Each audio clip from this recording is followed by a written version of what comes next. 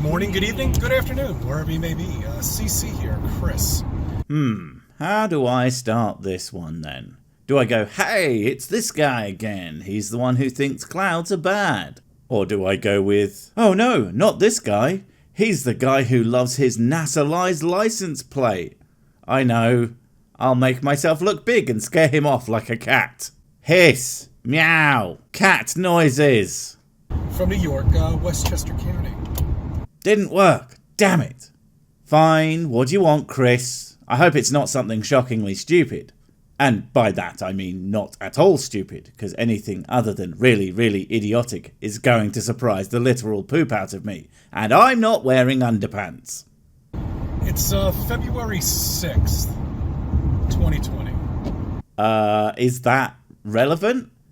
I mean, you're going to upload this right away, I bet, seeing as you obviously put so much effort into it. I'm sure you're going to need to edit heavily. Lol.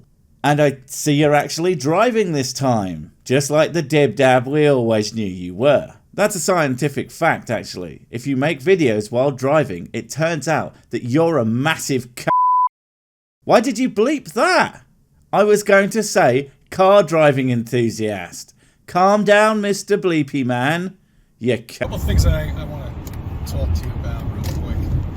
Okay, you go right ahead. And for anyone wondering why I haven't fixed this frankly amazing aspect ratio to actually fill the frame, well, I already feel sick. Oh, shut up, I know that's my name. Well, I mean, if you look outside right now, it's foggy outside. Is it? Doesn't look very foggy. Either you're lying to me, or I have woefully misunderstood what you're trying to say. But since I am the smart, you must be a liar and working for the Illuminati duty. It's the only explanation. That or I'm dumb. Ha! But that couldn't be the case, due to aforementioned smartness. We're about to get, rained on for the next 2 days, I believe. Something like that. Oh, you mean you, where you are. Oh, that makes so much more sense. Now to forget I said anything stupid before. Just one well-placed blow to the head and it's gone. What are you doing in my house? And it's actually going to be rain. It's not going to be snow, which is good. February in New York, 90% of the time it's snow. So we can't... Oh god, it's this guy, etc, etc. Humorous memory pun, moving on. Anyway, how does fog work on a globe Earth? Well, there's a really easy way to get your answer. You just search for how does fog work and then No, don't go multiple pages deep looking for a conspiracy website. Page 1. Any of these will answer your question. In fact, read them all and you'll probably get a decent understanding of how it works. What are you doing now? Oh, go ahead. I fully endorse this course of action.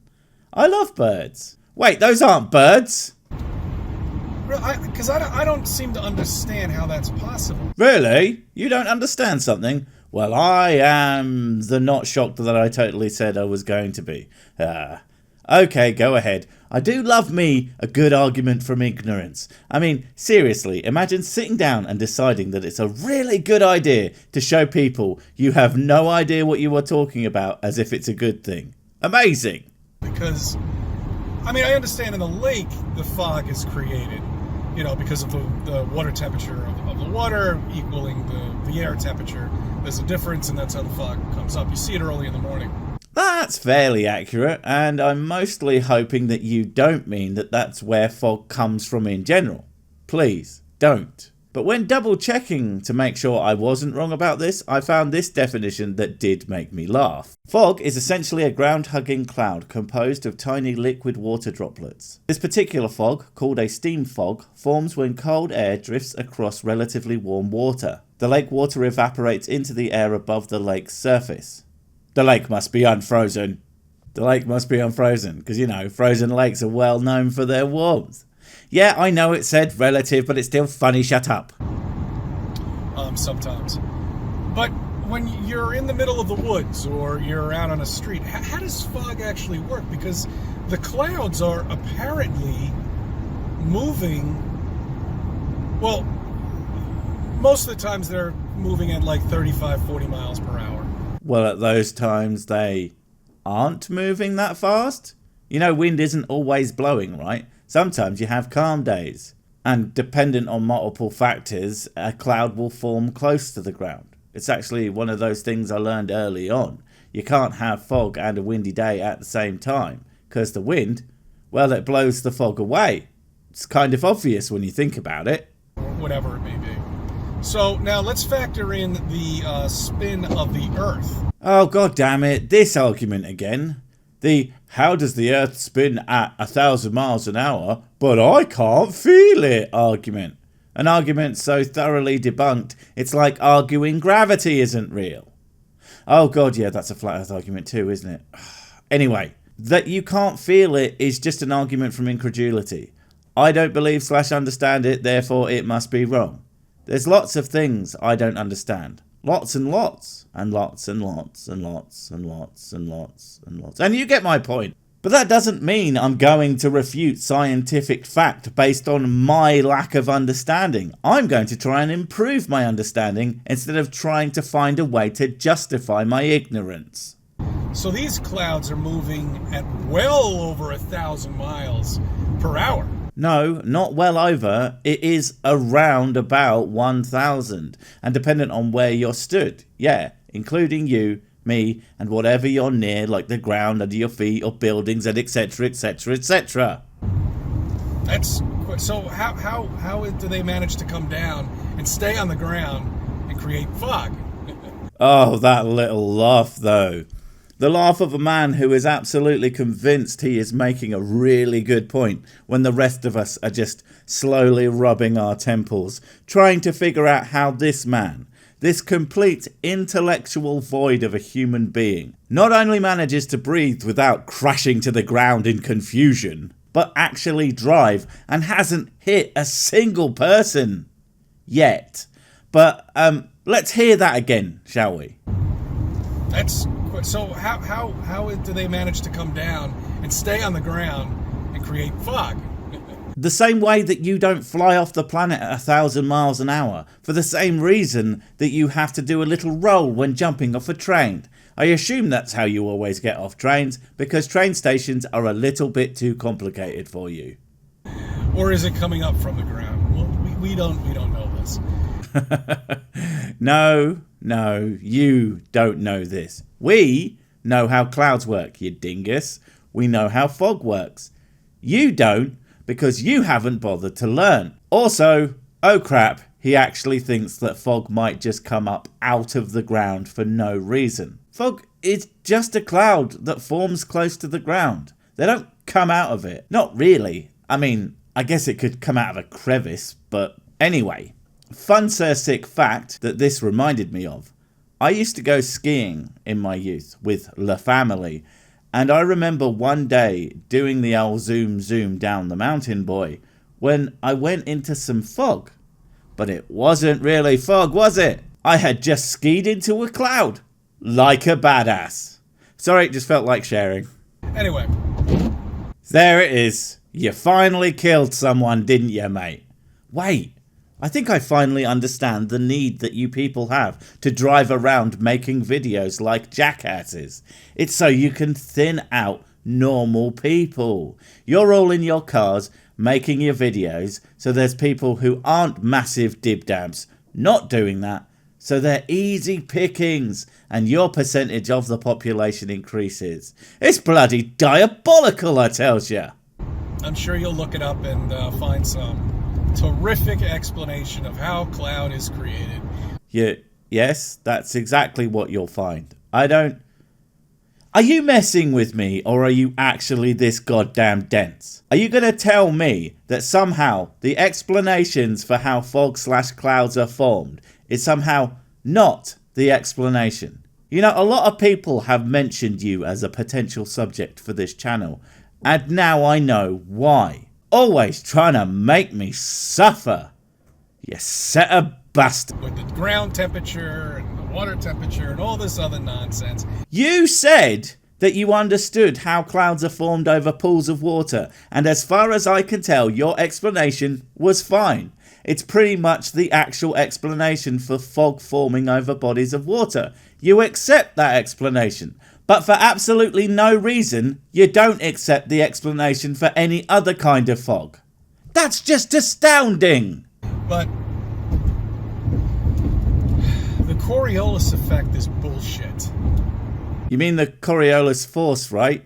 Sure. Why not? This widely studied, highly understood effect is BS because... well, I guess because you say so. I mean, I'm sure you looked it up, saw that the explanation used a lot of big words and thought to yourself, wow, this doesn't make sense to me. I mean, I don't understand words like inertial, centrifugal, and the. So it can't be true, because I am a smart. Another way to really get the perspective Of you?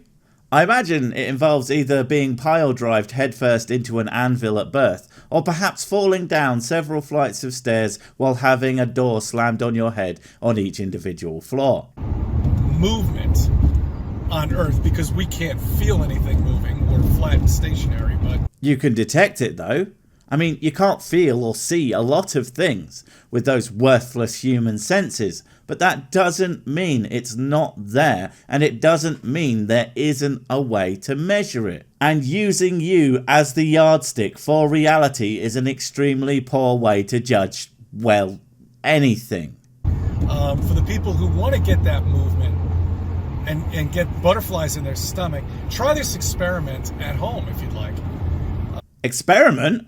Okay, I'm down. Anytime a flurf actually bothers to do anything other than be an armchair scientist, well, sick is a happy boy. I recommend that you find a nice area on your lawn or on a bench, on a park bench. How about that? Got a lot of experiences with park benches, I bet. Wife kicks you out a lot, I bet. For saying stupid crap, I bet. Don't blame her. I would. Hell, I kick Mrs. Sick out of the house whenever she mispronounces the word castle. No, it's not pronounced castle, you Neanderthal. No, of course, I'm kidding. Like I let her in the house. Lay down and just look. Look at the sky. I know people don't look up anymore because else people would be talking about the chemtrails. No, they do look up. They just know what contrails are, you absolute melt. But look up. Focus in on... It especially works really well when you get that ceiling of clouds, you know, where you really make out the definition of flatness, you know, with the clouds. So you mean the clouds that we know move? Okay. You can see the ceiling, okay, all the way straight. Lay down, look at the clouds. They're moving. Try to get it when they're moving forward. Forward? In regard to what? I mean, even on a flat earth, there wouldn't be a forward. That don't make no damn sense. And you'll get the perspective of what I mean of feeling. I'm not sure I could ever have the same perspective as you. I just don't think I can get my head that far up my arm. So if we were really spinning, when you're looking at these clouds and you're focusing in on them, remember, try to focus in completely, 100% on them. That focus, right? If only you could use it to, I don't know, learn things. Just an idea. And forget about the background. You know what I'm saying? You know, and that'll give you a perspective of how fast these things are moving. Now, they're moving at like 35, 40 miles per hour, as I said, in general. You know, sometimes they're moving faster if a storm's coming in. But in general, they're moving about that fast. But when you get that feeling, that sensation, that's the feeling you should be getting if you were spinning at 1,000 miles per hour on this planet. No, that's not how that works. You seem to think that a planet spinning is the same as spinning on a merry-go-round or something. But you forget that in that case, your main frame of reference is still the planet, not the merry-go-round. That's why you get dizzy. You don't get dizzy just looking up at the sky because the sky is essentially part of the planet. Everything is moving relative to the planet, including you. So there is absolutely no reason you would be able to tell. Because you're not. Flat and stationary and not on a planet. And there are no planets. They don't exist. Because there is no space. When you take out space, that takes out the planets. There's nothing there. So there are no planets. planets that we can see and detect. There is no space that, again, we can see, detect, run experiments on, and go to, etc. And your reasoning for this is you don't understand how fog works. Or maybe it's the other way around. I don't know. I don't think it really matters at this point. You're just a big old dumb, really, aren't you? Anyway, I want to put something together for tomorrow. Thank you for viewing, and thank you for subbing to my channel. Let me be a part of your life. Wait, what? No, I'm not letting you be part of my life. Oh God, he's outside! Everybody, hide! Pretend we're not in! Guys, don't forget to panic buy Sick Brand merch. What if you need to let people know that you were handsome, famous and good at the sex in a variety of tasteful colours? Buy as many as you can afford now before this thing that's printed to order runs out. Also, you can use it as toilet paper if needs be. You never know when you're going to need to wipe your arse.